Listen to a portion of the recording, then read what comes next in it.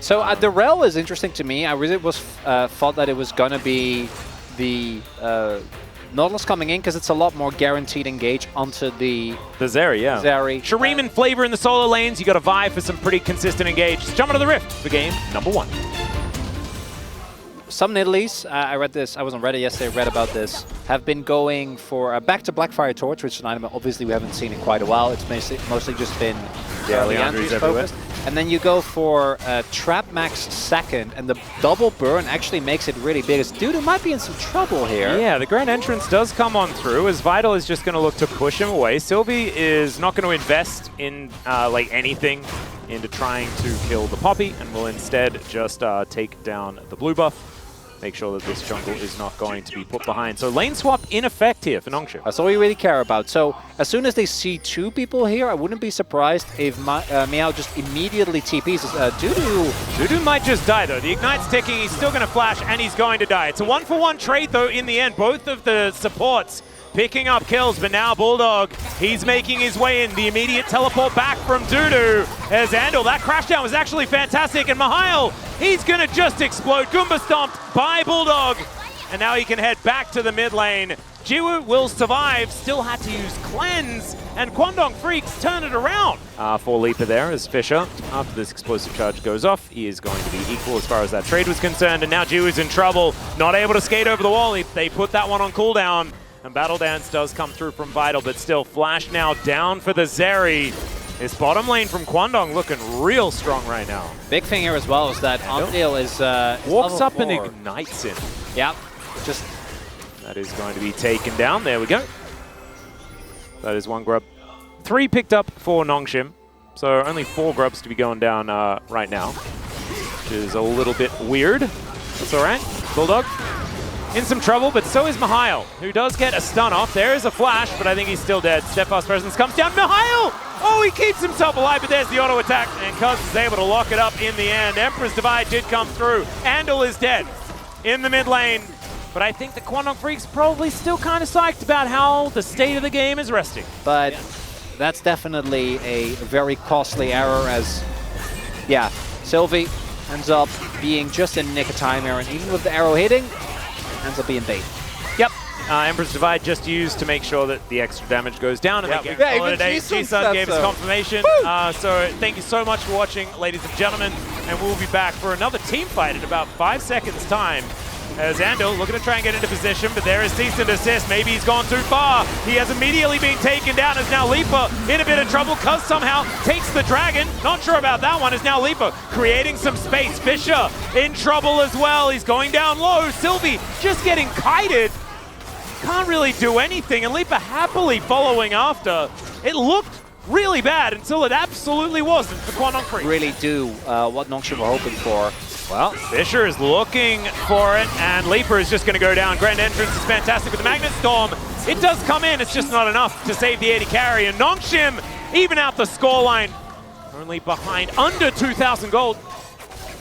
Yeah, that really is kind of the hope Zeri carries as Bulldog. Yeah, there's the Vault Breaker flash. They throw everything at the Tristana, and she is going to go down. Dudu teleported in.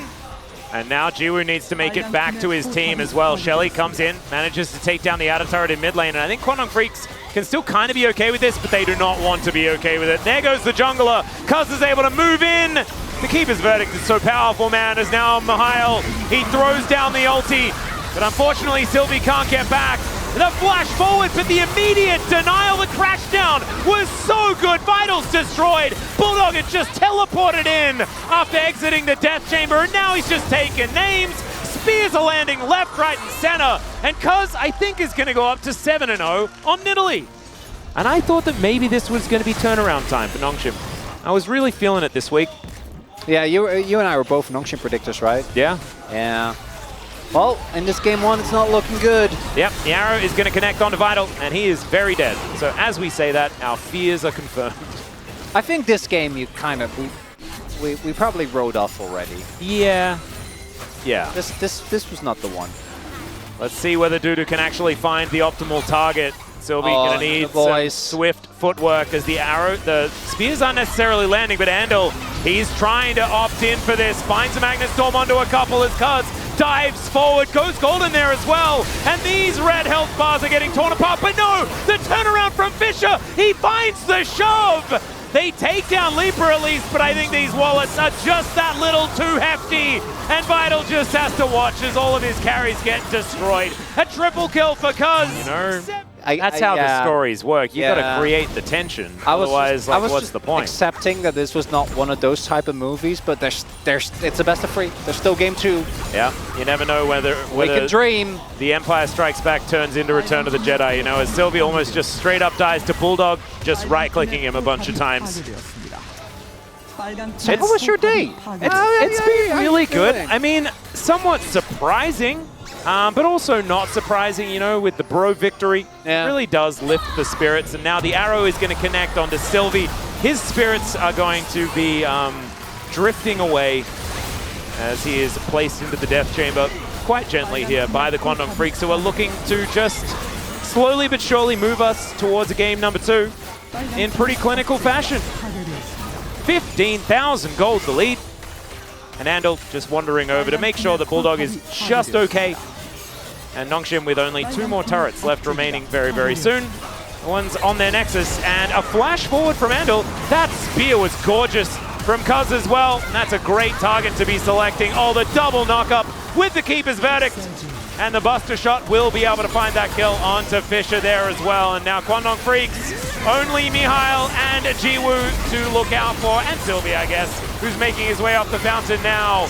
That is going to be the kill onto Cuz, so they at least do get rid of the legendary Nidalee. But that's not going to save the game. They just need to put a few autos into this Nexus. And that is the best 50 gold that you can get in this game. And Quandong Freaks, not sure whether they're officially back, but this is a great step in that direction. It's so hard to get back into the game as well when you're looking for more mid to late game fights with the Zeri and the Azir, and if they fall behind, it just feels like they have nothing that they can really do. Azir maybe a little bit more with the shuffle, but we saw it not necessarily get too much